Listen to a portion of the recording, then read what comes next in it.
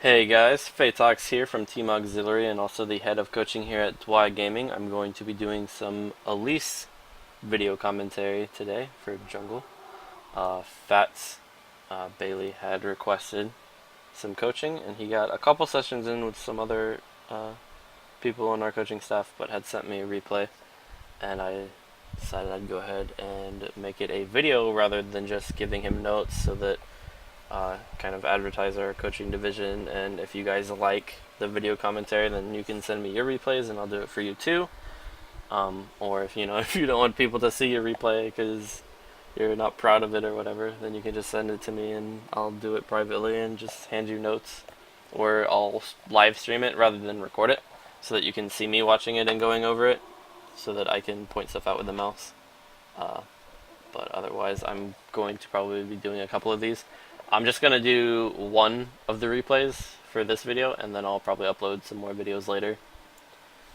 So it's for Elise, so I wanted to open this up with some general Elise advice and like setup, because there's a lot of stuff that affects your games that happens before you even load in.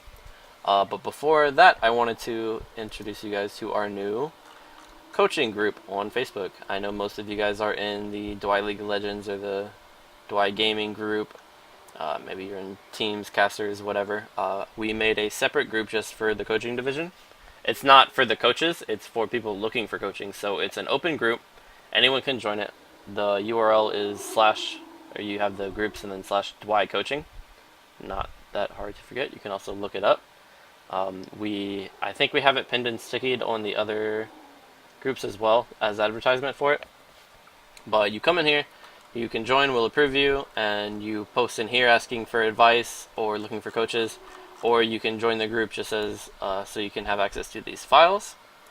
And we have a list of official DY coaches here with their IGNs, their ranks, their roles, their like what type of feedback they give, and their Facebook names. So here you can come look at this doc and you see, if you have a particular coach that you want coaching from, or because either of their rank or their lane that they're or their field of expertise is, you can see their Facebook name here, and then when you make the post in the group, you can just tag them, or you can type their IGN and to get their attention as well. Otherwise, you can just make a general post asking for critique, help, advice, whatever, or just a general question and have it answered so that people will respond in a timely manner rather than just waiting for one person to respond. We also have the second file, self-study learning resources. This is what most of our coaches will direct you to before even having a session with you. A lot of mechanic stuff is like we can teach you theories and concepts, but you have to practice them, and a lot of this covers the basic stuff that we have to teach everyone when they first come for coaching. So this is a good way to get it covered before you even start your session with us. That way your session that you do have with us, we can move on to more advanced tactics and complex concepts and stuff like that and get you guys progressing further rather than just having an identical coaching session going over the basics with everyone. So this is Froxen's YouTube channel. He's pretty good dude on the OCE server. They do lecture style videos that teach mechanics and it's like a college lecture format type of thing with PowerPoints and videos and stuff like that. Then pro builds, you can check itemization, runes, masteries, stuff like that, and I'll show you guys that in just a second because we're actually going to do it for Elise. OGN Runes, a Twitter account that posts them, more YouTube channels, league trends. Kaney is a really good coach. He posts his coaching videos and analysis videos onto YouTube. 4Paws for top lane specifically. Our weekly podcast that we do, we talk about meta shifts, patch notes, stuff like that. Give advice on certain laning, have high elo guest appearances. And then there's only one video on this playlist right now because Deca is the only one who volunteered for it. But there will be more shortly. It's where we do. It's a lot like this video, except it's for our bronze people that want coaching and that they volunteer, rather than just us randomly spectating someone. I mean, Phattz sent me a replay too, but I can't say no bronze left behind because he's silver, not bronze. So But anywho, most I would advise recording with op.gg, because all you have to do is, once you get into loading screen, click this button, open current game info, and then it'll look like a little mini LOL Nexus thing that shows you everyone's, what they're playing, what their KDAs and ranks and stuff like that are. And then at the top will be a little record button, and all you have to do is press it. You don't need a program, you don't need to download files, you don't need anything, and you don't need to send files back and forth. All you have to do is just go look at anyone's match history and click the replay button if the game was recorded. And that way you don't have a third-party program, and you're not sending files back and forth over RaidCall or Facebook or whatever. So there's that. For some reason though, op.gg is not working for OCE. It gives me some weird error in Korean that I don't know what it says, so I don't know how to fix it. But for some reason, OC is just not working right now, so you can use Baron replays and then just send our coaches the file for the replay, and they can watch it on that. So, but I want to show you guys, just talk about Elise, a little quick opening. As you can see, most people build relatively tanky on her. She's more of an anti-carry than anything else right now.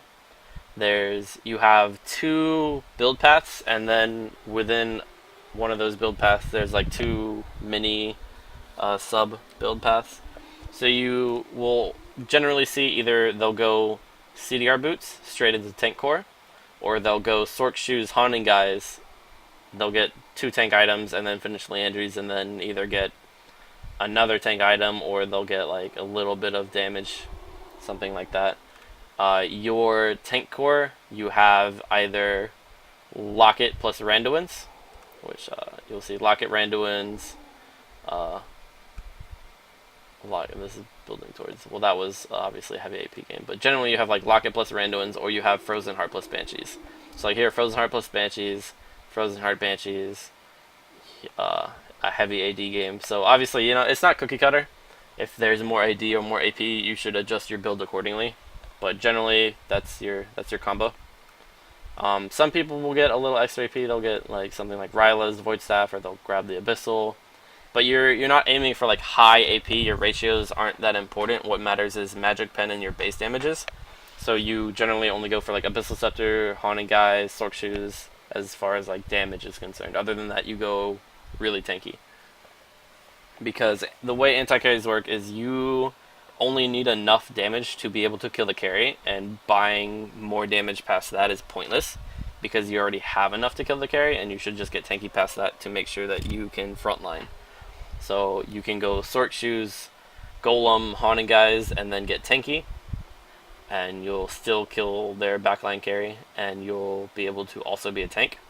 And it's why anti-carries are so popular right now. Well, you have Elise, Lee Sin, Evelyn, Irelia, Shyvana, Renekton, and stuff like that, because they can frontline and play as an assassin rather than just going in, killing someone, and then being squishy and dying or anything like that. So they fulfill 2 roles at the same time.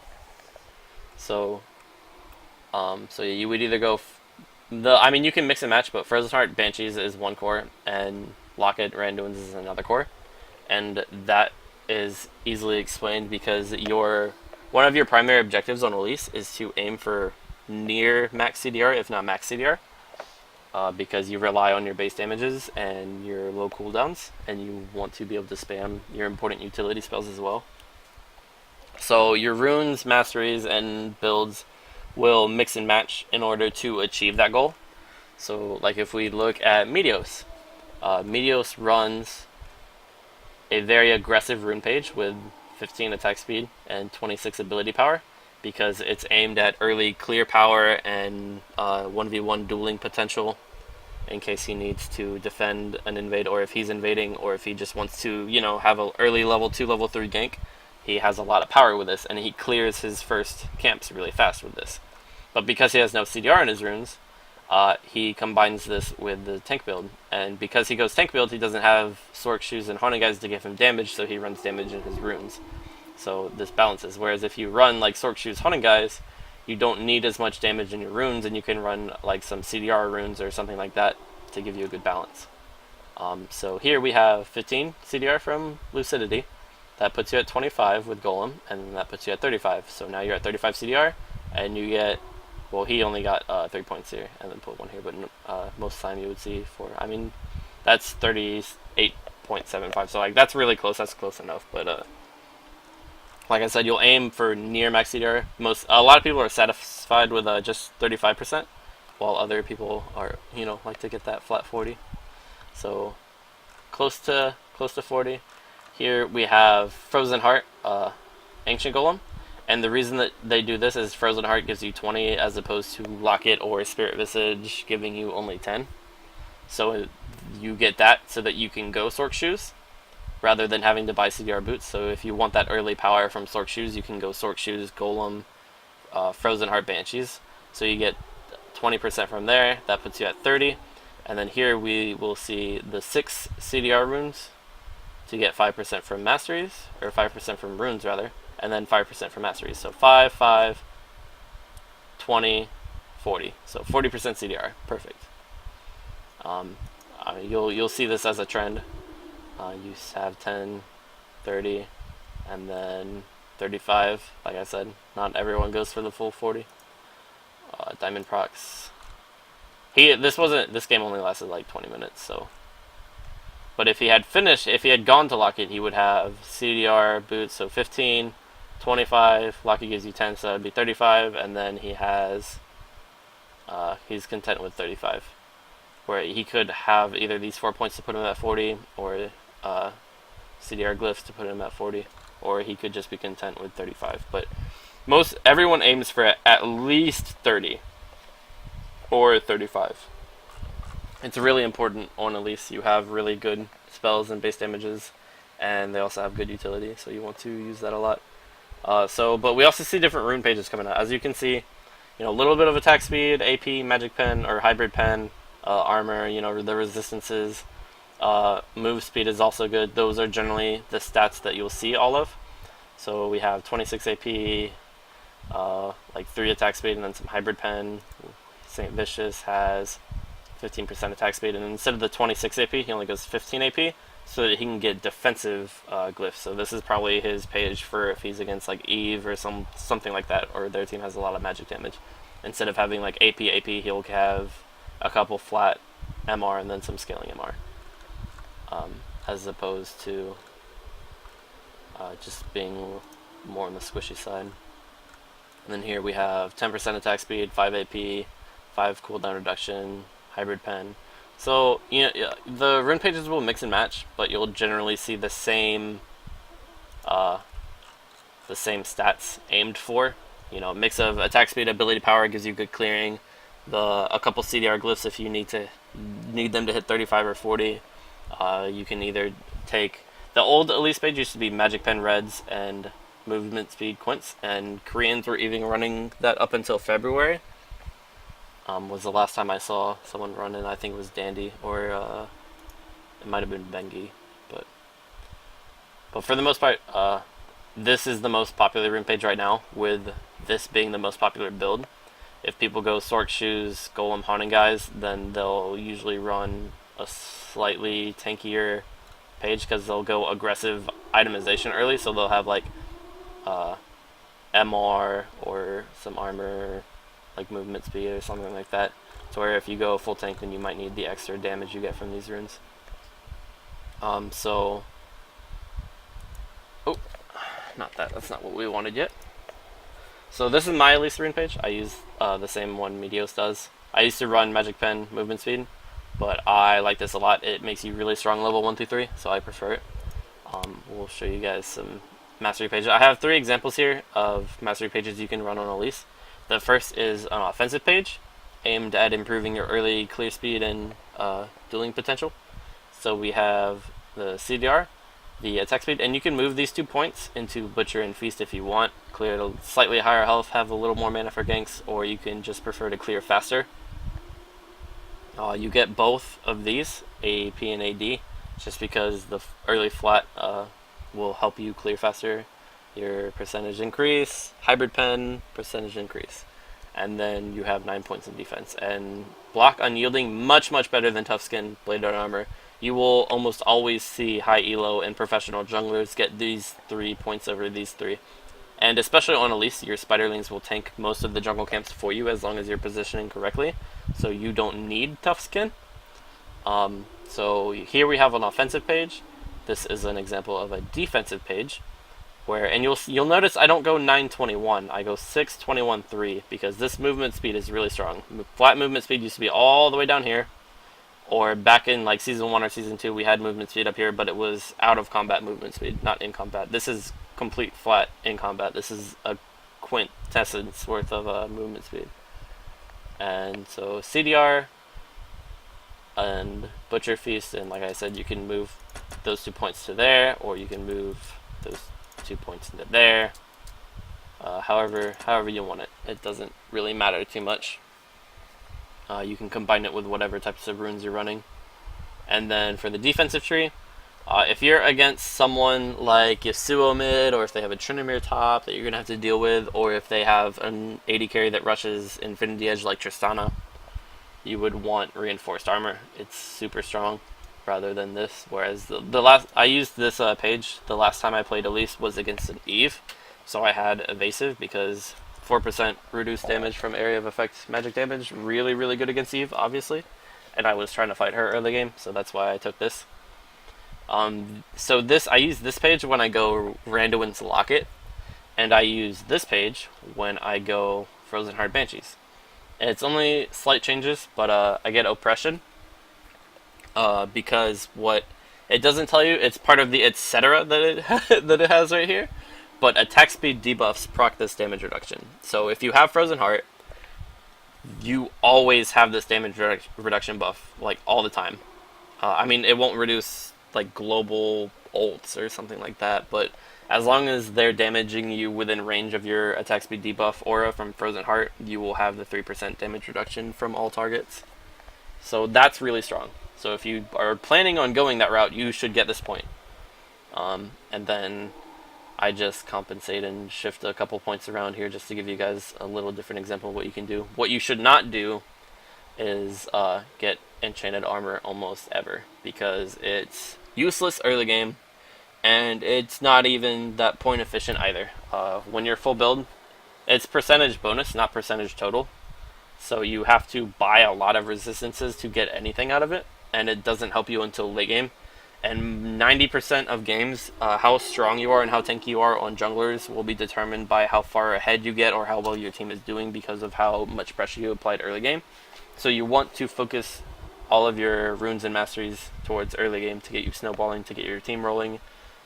Because if you do that and you focus on early game and increasing your power, like all of these points I get are like flat resistances, flat attack speed, CDR, aimed for early game stats. It's not any of these scaling points. Like, I mean, I'll go like perseverance on top laners and stuff like that, but on most of my junglers, I will aim for early game statistics so that I can get ahead. And then with the extra gold I have from being ahead, I can buy more resistances than these points give me anyway. So that's just my little spiel and advice. So we will go ahead and get into the replay now.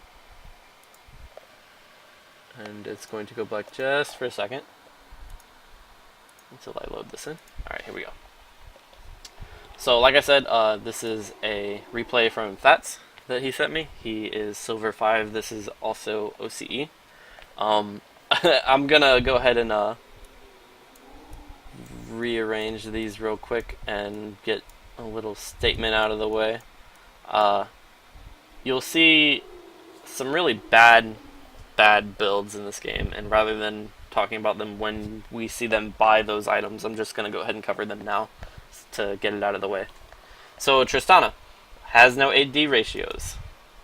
That means you don't rush Bloodthirster.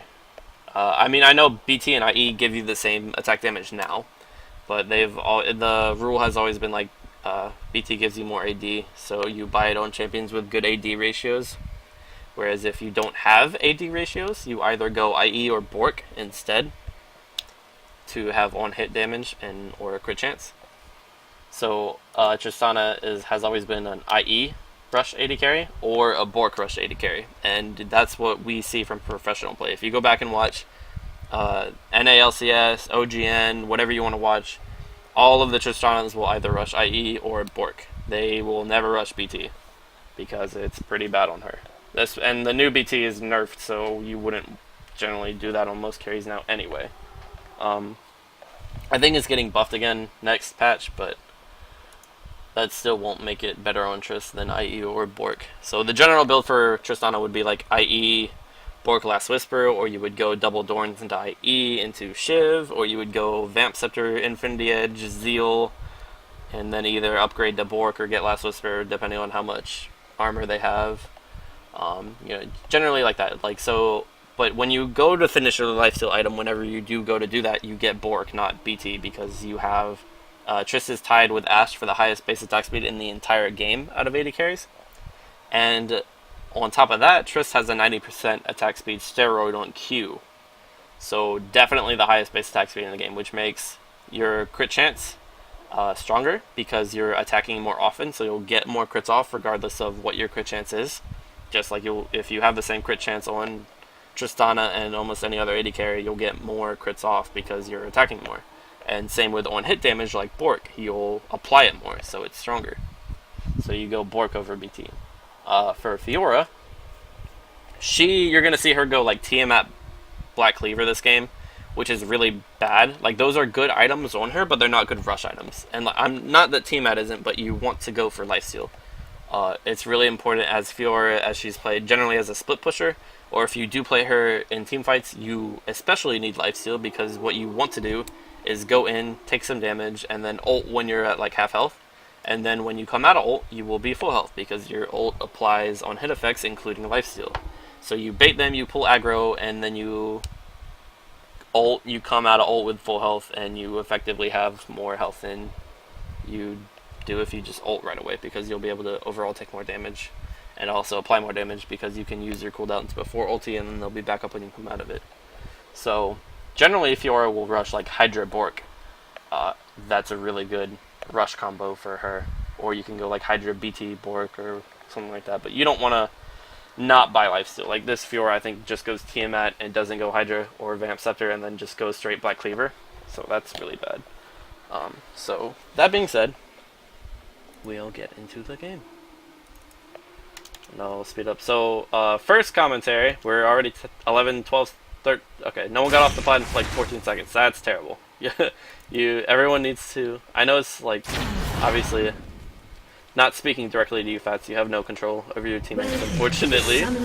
But, try to be off the platform at least by 10 seconds. You should try to get off it by 5 seconds. Like, you should try to buy items while mid-running. And then we have right here, when you come in to defend, you want to run straight to line of scrimmage. You don't ever want to stall right here because that gives them an opportunity to lurk in or get vision up or anything like that. It's also really important to get your level 1 trinkets down. They're up at 30 seconds now. So you can come straight here and drop your trinket there, and then you don't have to worry about getting invaded out of nowhere or getting surprised, startled, whatever. It's also really bad for bot lane and top lane to just sit in their lanes and not cover jungle entrances. That's terrible. So generally you would have Fiora stand here and have her trinket ward this so that one person can cover both entrances. You would have Lysandra come here, trinket ward this. You'd have jungler trinket ward this. Bot lane would like trinket ward this or stand here, and they would have aggressive trinket wards to like scout to see if they were starting blue or whatnot. You would have AD carry stand here if you have aggressive trinket wards, and then that way they can go straight to bot lane when the minions come and the support can leash. Also, you don't ever want your mid lane to leash with you. Like, okay, so right here, no one was sitting in line of scrimmage. No one used level 1 trinkets. Syndra pings there, and they get terrified and say, oh, they might be invading, start ping spamming, like, be careful, and then he wards that, worried that they're, like, about to lurk up on him. So, thankfully they didn't. They easily could have caught him here, and if Elise and Lysandra had been like camping right here at line of scrimmage, when Syndra walked in to ward this, they could have easily, not necessarily killed her, but gotten damage off on her, forced her to back, forced her to not help Vi leash. Vi right now is AFK actually, so she joins the game late. I don't know if she DC'd or what, but that doesn't matter. Okay, so and then right here, when you go, if you go red-blue, you go red wolves blue, not red wraith blue, because there's always a chance that your second buff is going to get stolen, either someone coming in and stealing it, or just them trying to find you and fight you at it. So you want, like, it's important to do one of the little camps before your second big buff so that your big buff hits you 3. But you want to do it at the closest one so that if you have wards out or you see them walk into your jungle, you're close enough to defend and to make sure that they don't get it. So if, like, you started blue, you wouldn't go blue wolves red, you would go blue wraiths red, so that you're by red when you're doing your small camp. So right here, this is also a pretty big error. It doesn't appear to be an error because Vi was AFK and is just now starting her blue, like an entire minute late. But generally, you would have Vi would be doing blue, wraiths, red, or she would just go blue straight to red. And so what we saw here is that Elise did red, wraiths, and then cut over, like through this jungle area and then up this way. So if both junglers are clearing at relatively the same speed and they start at the same time, if Vi was not AFK and had help from bot lane, she would have finished this blue at the exact same time Elise finished red. And then when Elise went to wolves, Vi would be at wraiths already.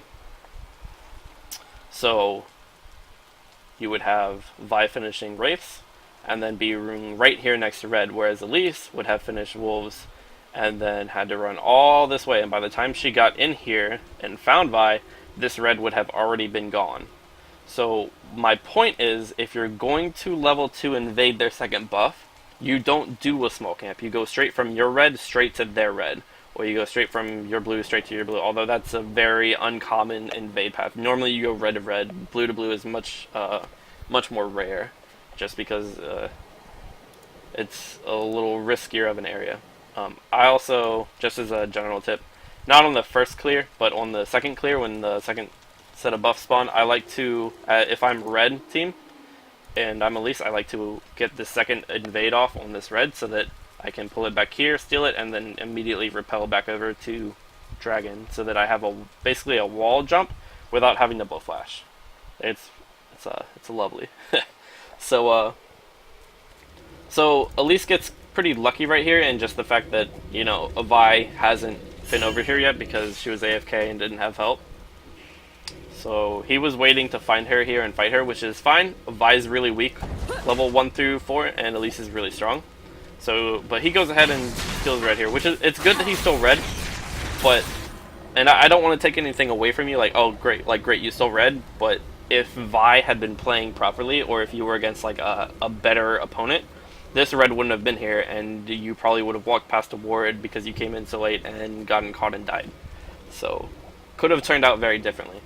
So if you're level 2 stealing, go straight from red to their red. Don't do a little camp because you're delaying yourself. You want to get there early so that you can either set up vision around the area and get the pick that you want, and like lurk, so that you don't get caught out by because if Vi comes in and does race and then wards this and goes to red, then you're getting caught when you invade late. But if you get in early while she's doing wraiths, she won't find you there, and you can sit in the bush. And like most good junglers will pull in the bush anyway, but they'll start the red and then pull it in the bush, and they'll have taken a little bit of damage from red, and you can jump them then, or maybe if you can get a ward on it and just sit over here, you can just smite steal. But generally people look to fight Vi level 2 through 3 because she's pretty weak. So, and then right here, the other commentary I have right here is he has pulled the red in the bush, which everyone knows, you know, supposed to pull buffs in the bush. Good. The only problem right here is, and you can do this on red more so than you can on blue. The problem right here is red is in the bush, yes. Littles are not. So even if the enemy doesn't have a ward in this bush, they'll see these auto attacks directly flying to your champion. So even if they don't have vision on you, they can watch the auto attacks and see exactly where you are to land a blind skill shot, blind CC, even without having vision on you. Obviously, it has to be skill shot. It can't be like point to click because they can't see you. But they'll know where you are in the bush, which will put you in danger if I can land Q more easily, Syndra can land stun more easily, stuff like that. Whereas if you pull the red back here, and you'll actually see this because as she runs away, so if she had pulled the red back here or into this bush, you see how the littles come out of that camp and now they're in the bush. so they don't have that vision on them anymore if you pull it back here. And also, if you're right here, you're a lot closer to your escape paths than if you're right here. So if you get caught and get collapsed on, it's easier to get out from doing red buff right here. So you and you can pull it around that far. So, but I'll go ahead and speed it back up. Oh, hold on. The other thing is, don't leave buffs counter jungled. If you're doing lane swaps and you're doing like 4-man pushes, it's great to counter jungle and leave the littles there, because it won't be for a very long time until they get there and clear it, and then you really delay their second spawn. But like Vi's just gonna come straight in here and clean this up anyway, so it's not really delaying the spawn that much. All it's doing is causing you to not have a timer on it. Whereas if you know that you're ahead of Vi because you've stolen her buff and you're about to go get yours and have 3 of the first 4 buffs on the map, if you get the timer, you know you're stronger, you know you'll have the lead when the next set comes up, as long as your team doesn't throw or you die in a gank or she gets snowballed from your lane feeding or whatever. Then you can invade again and take it away again. So like timers are much stronger than delaying the spawn by 20 to 30 seconds. Now if you can delay the spawn by counter jungling up to like over a minute, minute and a half to 2 minutes, then that's fine. But generally, especially on the first clear, you don't leave it countered on the first clear unless you're doing lane swaps. Now on the second or third clear, once you have map control and like they're not going to come get it anyway, then you can leave it counter jungled, but I would still take it so that you have the timer, and so that, because if you have control of the map at that point, like the buff is yours, not theirs, so you're just counter jungling yourself. So, but we'll play. So, okay, so right here, he comes top, thinking about ganking because Shyvana's low health, and he's like, "Oh, let me see if I can jump back." So he comes in here, and Shyvana falls back a little bit, so the gank is not immediately available right here. Once he gets right here, the gank's not available, but he knows that Shyvana's low health, and so if you want to stick around and lurk for this gank, you stay in this tri-bush, because if Shyvana has a ward, it's going to be right here. So the mistake that you do right here is you come out. So if you come out this way and like run back and forth waiting for the gank, you're doubling your risk of being seen by a ward, because they either have it here or they have it here. Most of the time they'll have it here. So if you come from their jungle, just be patient and sit in the tri. Like this could be a pretty easy gank. You would have to wait for this minion wave to come past her so that you don't get your cocoon blocked, but you can come up into the fog like right here and then throw it over and then get the kill on the low health target. But right here he gave up on it. See, he goes back and he's like, "Oh, she's really low," and right here he's still wanting it, so he shouldn't have left the tri-bush at that point. Now here he decides just to go for the blue, which is fine, but the first time shouldn't have left. And like right here, she's available for a gank right here. Like you can land that cocoon and pretty much kill her, even if you're only getting like a double Q off. So, but alright, and then we have blue. And now you would want to pull this blue into this bush as well, especially after stealing her red. You know, it's just like, "Oh, he took my red, let me go see if I can get his blue in return." So he might try to like ward it and smite steal. Obviously that didn't happen, but it's just good to practice good habits. So, I am going to skip ahead here. Oh, actually I don't have to, it's right here. So, as we can see, Lissandra got wrecked. Syndra really low health. So right here, she has like vision up into like this area. So you don't want to flash from here to here and then go in. You want to come in as close as you can. Like right there, that flash was way too early. Because if you flash repel, I don't think... so she has flash up. So if you flash repel, she flashes away and you have no gap closer. Whereas if you had just ran up to the point to where her fog is, you could have just repelled straight from here to her without having to flash repel. You could have just walked up through fog and then repelled, and then when she flashes away, you could follow her flash with your flash. Or you can come into fog and you can flash cocoon, and then you can kill her right there without even her getting her flash off. Or if you do that and then she flashes, then you can spider and repel and still follow her. So I mean, it's sometimes hard to know where their fog is later in the game because they may have wards, but right now you can be pretty confident that she doesn't have vision on this area unless she got like a really aggressive ward right here, or like even right here wouldn't have seen you because you hugged this corner. So, and so here we see, because you flash repel, you get on her, and she immediately flashes. So you don't even get the Q off right here. Now you can still get the kill right here. You land the stun, which is really good. But as we will see, so you Q, and then what you need to do right after you land that Q is volatile Spiderling, because it's pretty much locked on. She has the debuff on her that makes your Spiderling follow it.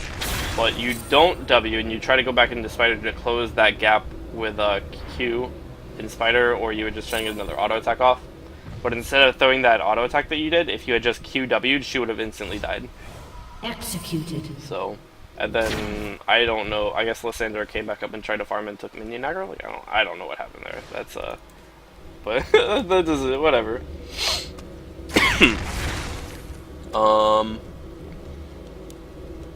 Then where's your next gank is the next comment I have.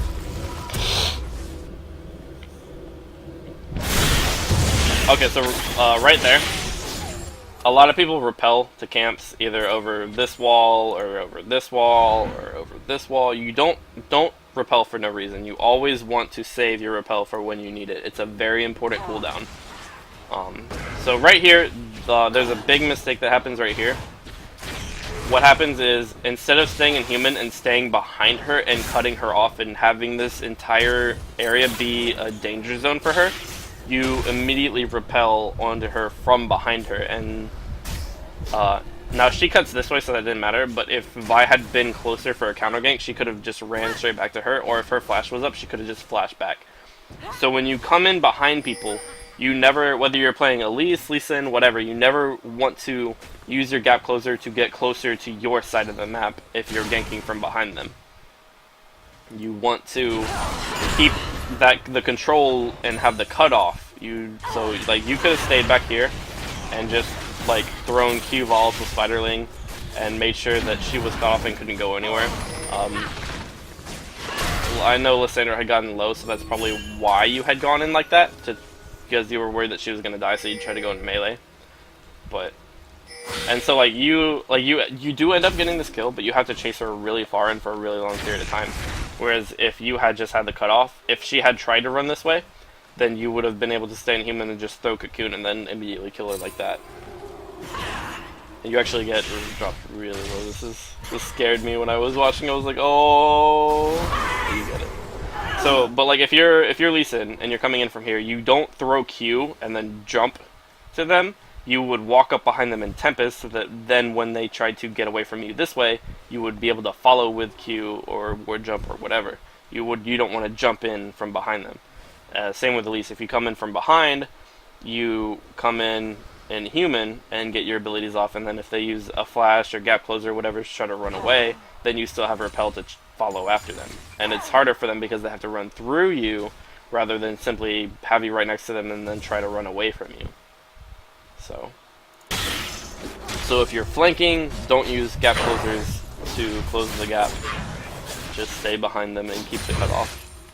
Create the danger zone. Where is our next? So 8 minutes. So we'll speed up.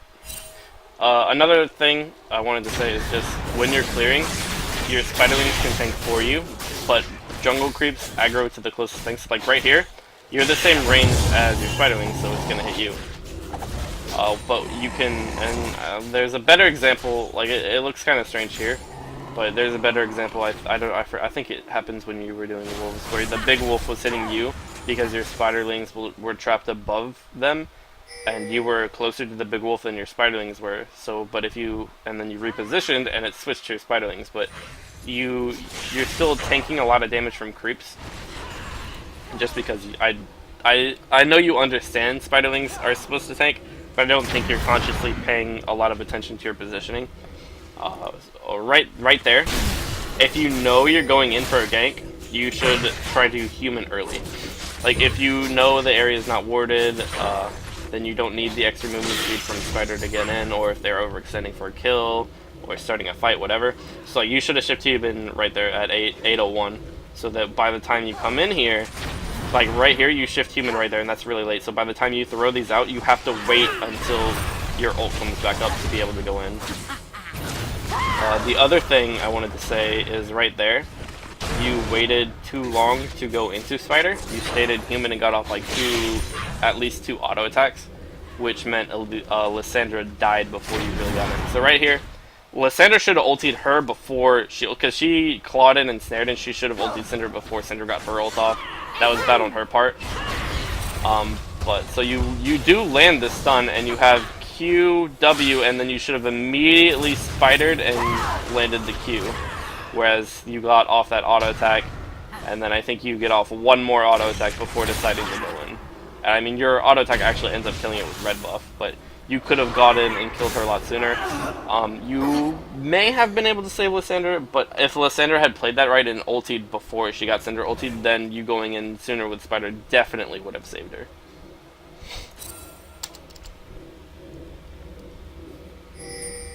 So, and then around 9 minutes, I think you clear this to get enough gold for Golem, and you go back and buy Golem, and that's really important, because, oh, this is unfortunate. She gets you really low. So you do get the smite on the big wolf, but then she wrecks you because you were on cooldown, even though you have the level advantage and a red buff. So normally you would have been able to just fight her and dumpster her, so it was really dumb of her to invade you, but she thought you had already backed, and she was just trying to counter jungle you. But anywho, so you have exactly enough gold for Golem, and it's really important to go back as soon as you can buy your gold generating items so that you can start generating gold. Like if you sit on the gold for Golem and you don't upgrade it and you keep clearing, then you're missing out on conservation gold. So, oh yeah, so okay, so you knew you had gotten the big one and didn't want to leave yourself counter jungled after you saw Bai had left the path mid, so you went ahead, finished it off to reset the camp and went back, so that's fine. So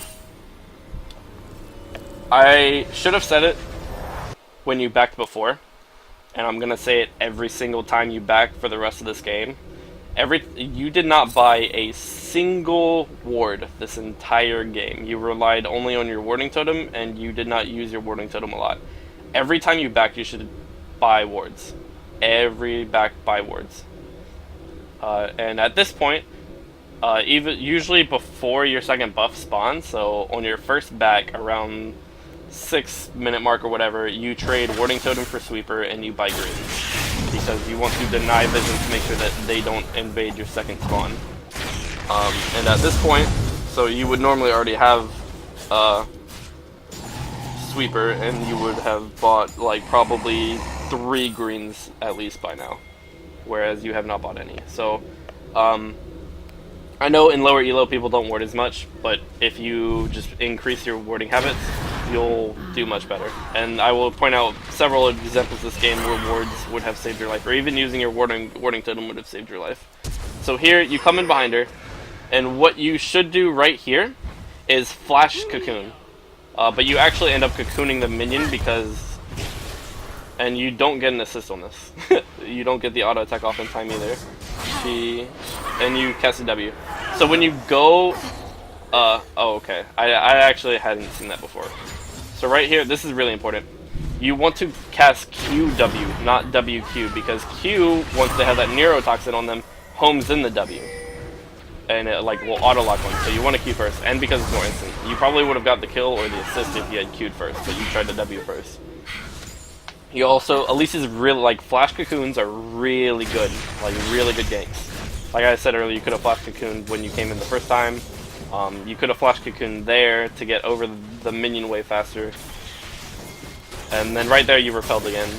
You're not in any immediate danger, Syndra's dead, and you don't know where Vi is, but you don't want to waste repel for no reason. Like, even if you're like, oh, I'm not about to fight anything, like, it's fine to use repel, like, just don't. Just save it for important things. Don't use it for no reason. Alright, so right here, this is also another really good opportunity to flash cocoon. So, actually, oh, okay. So I had slowed it down, but it wasn't going slow speed. So we're gonna go back. Alright, so here, you know you're coming into a fight. You know you're on the way to a fight. So you did human right there, but you should have humaned a little earlier. But I mean, you human you're old spectrum, so it's fine. It's not that big of a deal. So right here, that's a flash cocoon, and even once he starts, like this is like this perfect flash cocoon. Well, Thresh is kind of blocking it, but you could have got it a little earlier. My timing on what I was saying was a little off. So, but you end up having to blow flash here anyway, and you don't get the kill, and you blow flash to get out of tower range. It would have been much better if you had just blown flash aggressively and been able to kill Twitch right here. So like right here, they're separated. That's a flash cocoon, and then you would have been able to QW and then spider Q and instantly kill him. Or even if you hadn't Smell you can feel. Sewer skewers for everybody. even if you didn't flash cocoon, you could have you could have just flashed in human form and QW'd spider Q'd onto him, and he would have instantly died right here. But instead, you go repel onto him, and luckily Thresh misses his play because he's bad. But this is another important thing. You see Twitch's health? That's under 40 health. So right here, after you get out of the hook, auto attack and then flash. That one auto attack would have killed him.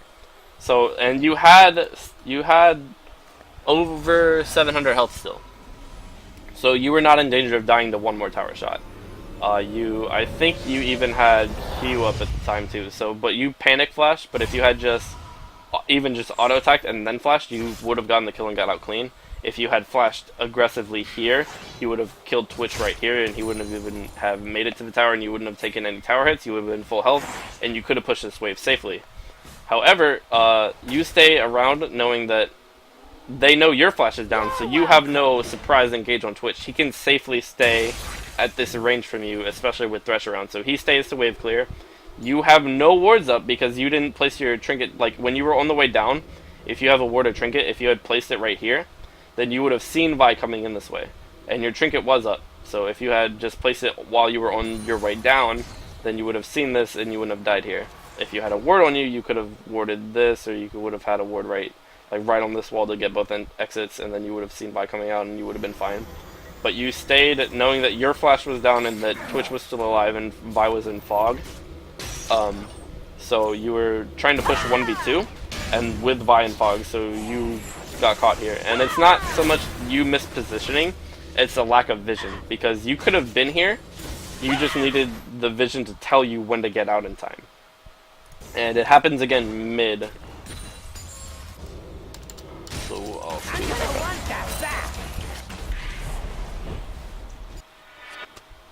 up. Another thing, I think Alamander was giving you this critique as well. A lot of your combos this game and in the games that I've been watching you are you start in Spider and then go into Human.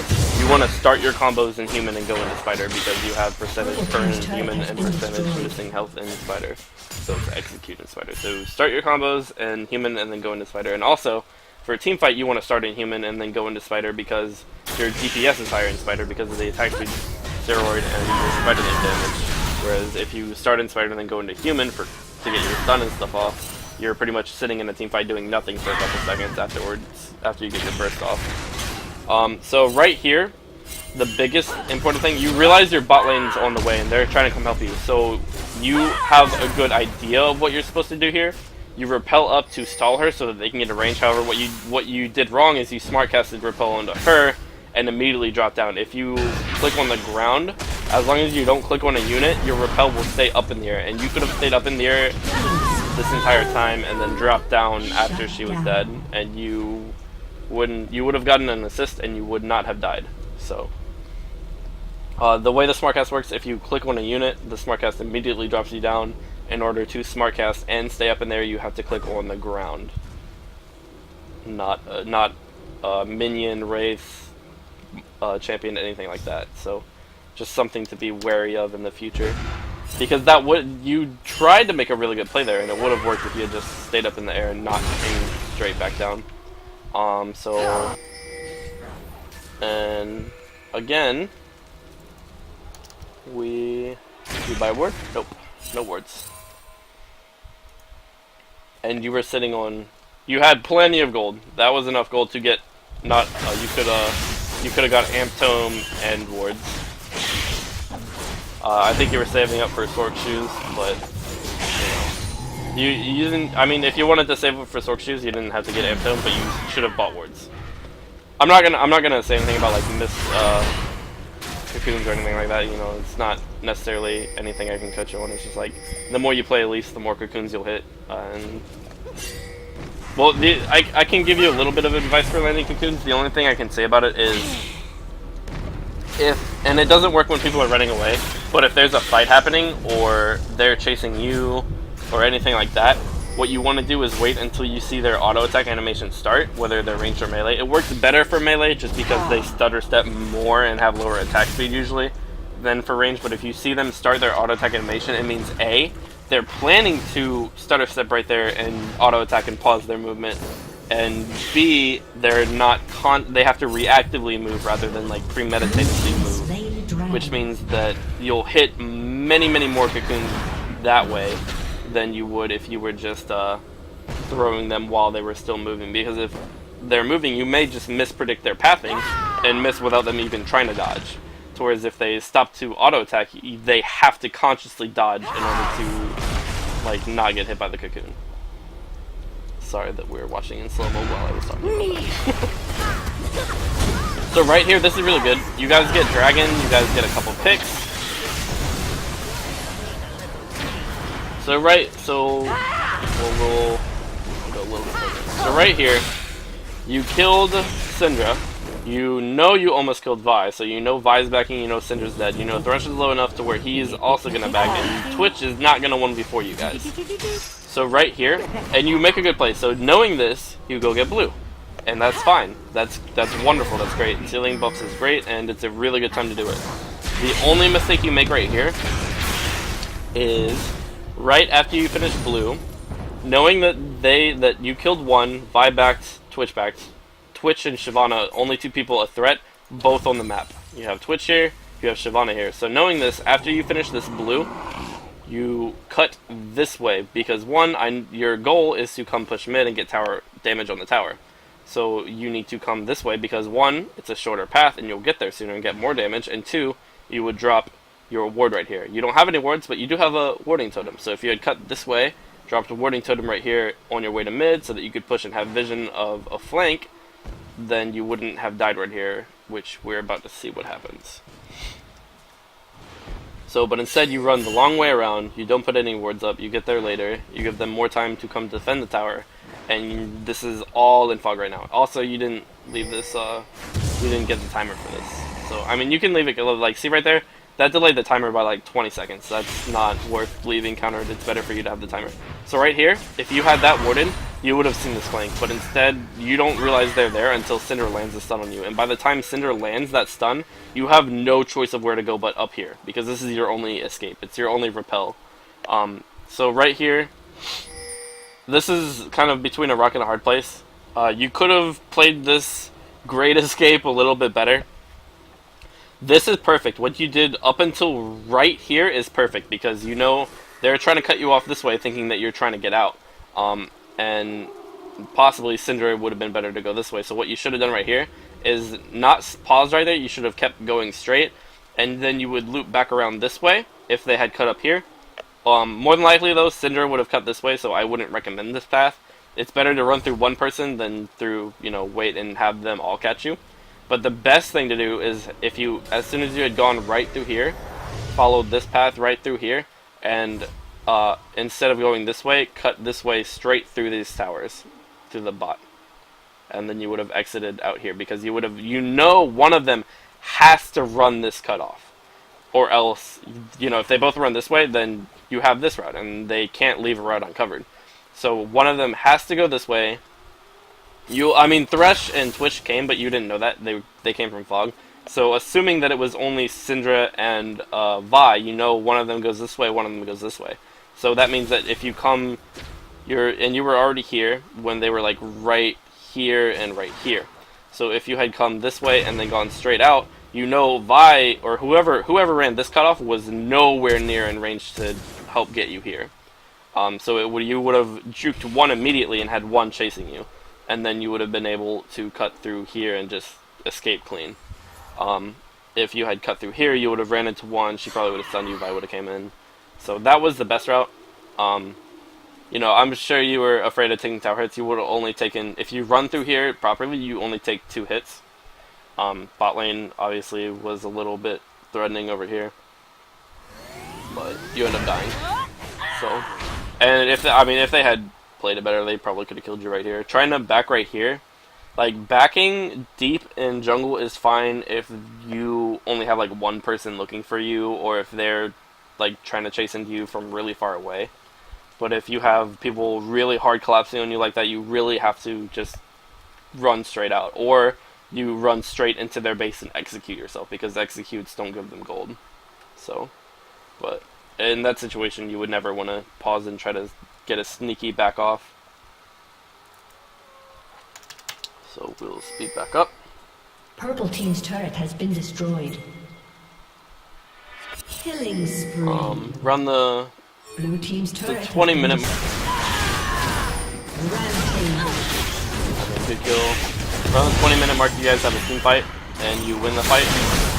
Vi still alive, and some of your teammates chase her, but you have the wherewithal to not chase and to attempt to apply pressure and push, which is really good. This game is about objectives and pressure. It's not about kill counts. Kill counts don't matter. So I think it's right here. So here you do a good job of staying in human until the fight starts. You're not just walking around in spider, which is good. Like when you're clear, like when you're hard clearing, it's fine to run around in spider so that you have more movement speed and you clear faster that way. But and then like as you're like you use spider for movement speed when you're clearing, and then like as if you're going to red, you would like turn human like right here, so that when you use your combo, like spider's back up to immediately like use human combo, go immediately in spider and like kill it quicker, so that you have that combo. So here we have a fight. Let's get 3 kills for free for nothing. That's great. You keep pushing. You know you have 2 people still chasing her. Unfortunately, whatever. If they had all stayed and pushed, then you guys would have got the tower. Or if Tristana hadn't not been a part of that at all and had come mid sooner, you guys would have got this tower pretty easily. Or at least got damage on it. Oh, look at that. She's so, that's so ugly. This is so... Oh, she didn't go... Okay, so she went Black Cleaver straight. I thought she went Team Black Cleaver. She just went straight Cleaver. That's too bad. So this is good, though. They get damage and they get the tower here, which is good. Team's turret has been destroyed. And then Dragon's up. This is kind of an awkward time for Dragon. I wouldn't have recommended doing Dragon right here, because they're coming down and you guys are mostly all low health. Ults down from the team fight, so it's really risky. It'd be less risky if you had deeper wards, but I mean you saw that Cinder was trying to do blue, so it ended up being safe, which is fine. Trista's really ballsy right here. So right there you used repel to no avail. Like you repelled it and then immediately ran away. So just have a little more premeditation on your combos in team fights and what you want to do and stuff like that. And in that fight, you guys actually could have turned and won the fight, but that was assuming that Trist was good enough to see when you guys turned that she should turn. But more than likely at this elo, if you guys had all turned, she would have just kept running and watched all 3 of you die. So it's probably better that that you didn't try to fight that. Oh, okay, so... Where is it? Okay, right here. This is important. Not this. This. Okay. So right here, Lysandra lands CC onto Twitch, and you repel pretty much... You're already in range of Twitch right here. Like, you cast... If you're in range to cast QW, you don't need to repel. So right here, you could have cast QW and then just gone straight into Spider and Spider Q'd and instantly killed her. And then you would have had your repel up to either dodge this damage or chase after another target if you guys had been snowballing a team fight, if this was a slightly different situation. So like you were in range to throw QW and you Spider repelled for no reason, and he was already CC locked. So you want to wait, and like if they're CC locked, you don't need to repel, you don't need to flash, you just have to close that gap with regular walking or spider Q or whatever.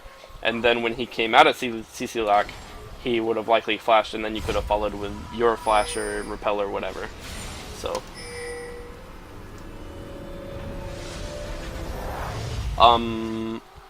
another thing right here, Sork shoes, golem, haunted guys, that's fine.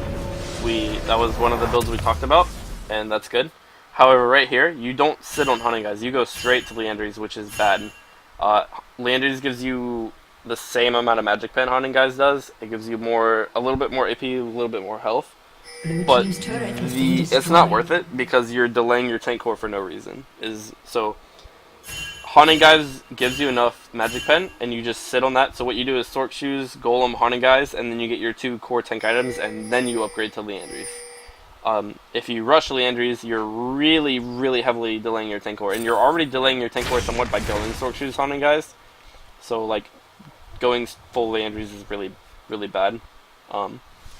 It's fine to get Leandries a little later in the game, but Leandries is percentage current health, so it scales as the game goes on and they get tankier and they get more health and people get higher level and have higher base health. Whereas right now, it's like the upgrade cost was not worth the extra damage it's giving you. And especially because you don't have Randuins yet, or you don't have, you don't have Randuins yet, so you're not proccing the double burn because they're not slowed. Killing spree. I mean, maybe if you had red buff or if Morgana or whoever is getting CC out, Team's but turret has been destroyed. you really want to get your tank core because right now you don't have your tank core. You're 24 minutes in. You guys have been team fighting a lot. You're not tanking enough. Which and Syndra will both wreck you right now. So it's really hard for you to play that anti-carry frontliner until you get that core. So, and I can't like the most 2 important things from this replay are you start human and then go into spider for your combo. You don't start spider and then go into human because that decreases your overall DPS, and it means that you're not getting as many auto attacks off or spider link damage in a team fight. And we really see it in the fight that we have over here by Baron shortly. I think it's coming up. Okay, so right here, if you're lurking for a pick right here, you should have already been in human a while ago so that you could throw Cocoon over the wall and get your Q off and then go into spider and get damage off. But right here, you were pretty much just sitting in spider for no reason.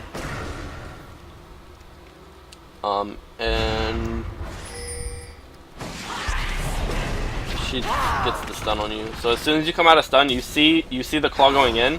You should have immediately humaned, because if you had humaned here and walked up here and thrown Cocoon into this area where the carries are, you would have gotten a good stun and you would have gotten your original half of your combo out and then been able to run the spider onto their front line or dive onto their back line after you had pumped out your first damage. But instead, you don't get your QW out in human and you immediately repel. We'll rewind again. You immediately repel in, and I don't remember if you... No, you don't flash out your party now. So right here, you should human, throw abilities, and then go in. Instead, you go in first and you get Shyvana dragged immediately back out because their engage comes in at the same time you try to melee engage. And right here, that's what I wanted to point out. Because you went in spider and then shifted back to human once you got pushed back out of the fight to try to get CC and stuff off. So right here, you're running and you shift into human and you throw your abilities. And then you get your combo off 223. You're walking around for 2 seconds, 3 seconds, about 4 seconds here where you don't get any damage off whatsoever because you were in human. I mean, you can throw auto attacks in human, but being in spider and having this attack speed steroid on and having spiderlings help you auto attack, your DPS is so much higher. That's why you go human into spider, so that you can keep your auto attack DPS up in between not in between team fights, in between your cooldowns. Whereas in human, in between your cooldowns you have nothing to contribute. So that's why you start cooldowns in human, go into spider until your cooldowns from human are back up, and shift back to human, get another round of stun or whatever off. So that was probably the best example of why human to spider is so much better than spider to human at the start of a fight. because you would have gotten much more damage off. You would have gotten CC on their front line at the start of the fight. You would have been able to repel in after the Shyvana and their engaged had come out as counter engage, rather than getting caught in it. And you would have been on their backline carries acting as an anti-carry, and you also just would have gotten more DPS overall off. Even if you had gone on their front line instead of their backline, you would have gotten more damage off.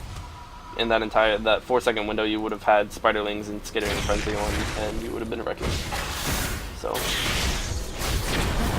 that's probably the last really important anything I have to say about this. The rest is pretty much crazy low elo team fighting over and over until the game's over for the most part.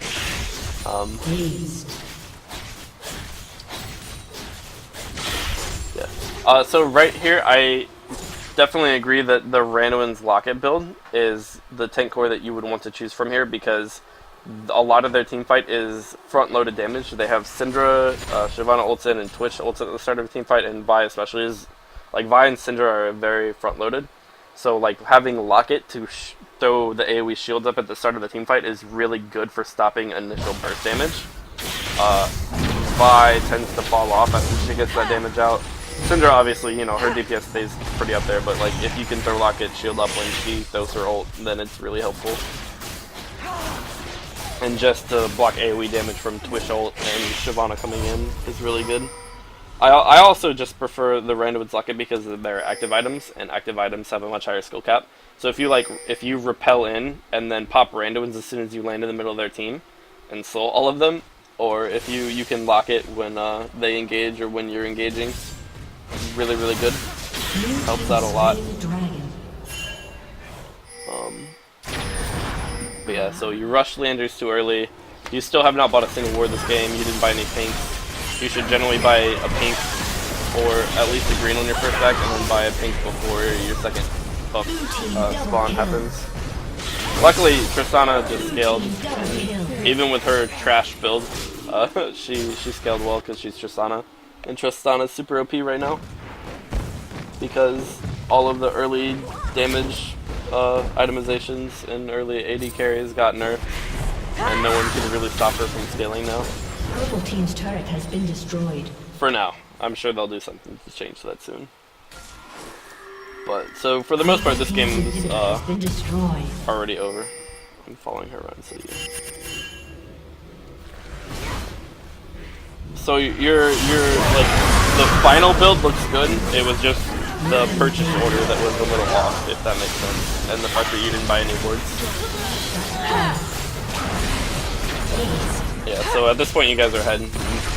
Ace, almost clean ace. Everyone lives except for Tristana because she rocket jumped in. Yeah. And then you guys end the game. So, that's it. I hope I didn't sound too harsh, because I think you played really well, and I think you played probably at least at a gold level. Definitely better than the standard bronze or silver Elise that you tend to see.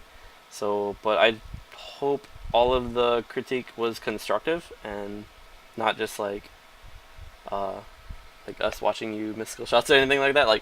The more you play Elise, the better you'll get at landing the skill shots. So that's not something you should really worry about. But it's the concepts and consciously remembering to do your combo properly and buying more wards, buy more wards. Making sure that whether you know what you want to do and then do it appropriately. A lot of your play looks reactionary. I think you just need a little bit more contemplation before you do what you do. If you know that you're trying to bait and dodge damage, stay in the air for the full duration of repel rather than coming immediately back down. Get your level 1 trinkets out, set up line of scrimmage, beg your teammates to guard jungle entrances at level 1. At least be hey, yo, if you can't guard, just put your trinket down at least for me or something. Or if if you plan to start red and you can't convince your top laner to guard or put his trinket down, then go put your trinket down at the entrance to your top jungle or your blue buff or whatever buff you're not starting at, so that you have vision of it whether it gets invaded or not, and you know to path accordingly. Because if you start red and you see them steal your blue because you trinket warded it before you went down into your bottom jungle, then you can go across to their jungle and steal their opposite buff to make sure that you guys at least trade 2 for 2, even though they stole one of yours, you can steal one of theirs. And that won't always work, but it's better than just casually walking to your blue and finding it gone because no one told you, or no one covered, or no one put their trinket down. But yeah, and so probably shift into human a little sooner when you're walking into ganks and into fights, so that you have your ult CD back up to shift back into spider once you get your human combo out, so that you're not walking around wasting time not DPSing anything. That's pretty much it. I'll do some more of your replays if you want me to, or if you want me to do a different champion or something like that, I can do that. But I hope you found this helpful, and feel free to give me feedback. I did this at like super late at night, so I'm really tired, so I know I fumbled a lot of stuff, but hopefully you guys enjoyed it and it helped out. You can send your replays to me on the Facebook group, or over raid call. You can send files over raid call. You can private message me on League, and we'll figure out some way to send me replays. Or if you use op.gg, then all I need is your tell me what game you want me to do commentary on, rather than me just picking a random game off of your match history. If you guys want coaching, you can go to the Facebook group that I showed you. You can go to dwygaming.com, our website. You can go to this raid call address, 863-2455. There's almost always someone in there. There's almost always one admin in there, and you can pretty much message anyone and find out how to get into contact with people, or how to get the links to the other Facebook groups if you want to join the community, anything like that. I'm going to post this commentary and other commentary videos to my Twitch, my YouTube, the coaching Facebook group, and hopefully the Dwy Gaming either website or the Dwy YouTube. So should be able to find this in more commentary videos soon, guys. So thanks for watching. Hope you guys enjoyed.